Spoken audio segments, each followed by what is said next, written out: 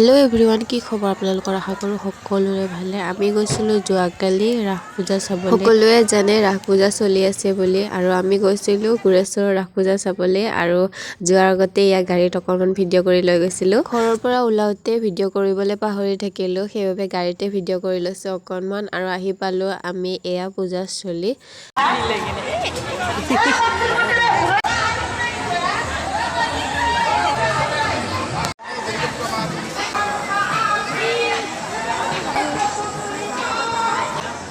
ইমান সৰু সৰু বনাইছে।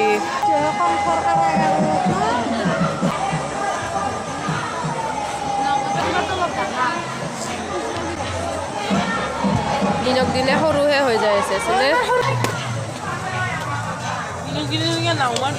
পুতনা।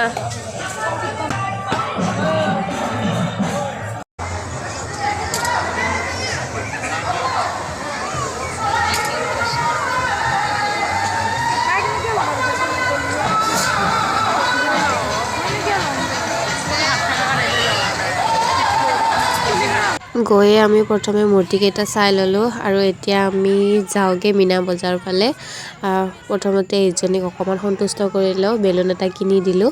তাৰপিছত এয়া বেলুনটো কিনি দিয়াৰ পিছত নোলোৱা হৈছে, দেখাৰ লগে লগে আকৌ লগা হৈছে। আচলতে তাই ভাত চাত খাই যোৱা নাছিলে, সেইবাবে কিজানি ভোক লাগিছিলে, মাকৰ গাখীৰ বিচাৰি আছিলে। আৰু এইপিনে চাব পাৰে কিমান মানুহৰ ভিৰ লাগি আছে। আমি যোৱাৰ পিছতে আমি যোৱা টাইমতে আমি গৈছিলোঁ 7:30মান বজাত, আৰু আহিছোঁ 10:30মান বজাত। ঘৰৰ পৰা কিন্তু ঠিকেই গৈছিলোঁ, ঠিক জোচতেই গৈছিলোঁ, উঠিমেই পাৰিমেই বুলি। গৈ কিন্তু হাৱা বাহিৰ হৈ গৈছে। আৰু এয়া আমি মেইন জেগাটোলৈ গৈছোঁ, মেইন আমাৰ লক্ষ্যস্থানলৈ আমি যি কৰিবলৈ গৈছিলোঁ। পূজাত আমাৰ একো চখ নাছিলে, মাত্ৰ এইকেইটাই চখ আছিলে।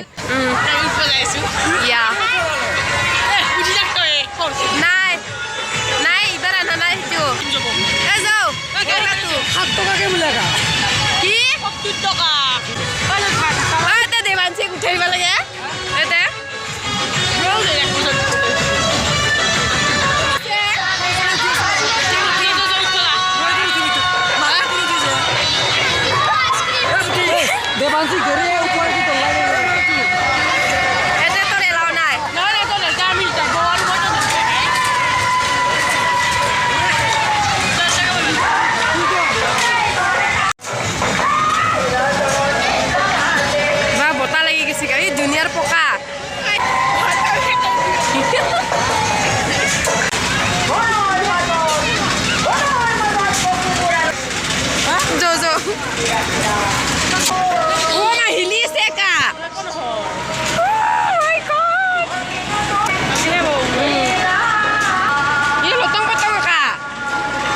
লটং পটং চোন। মা কিয় ঘূৰাইছি আৰু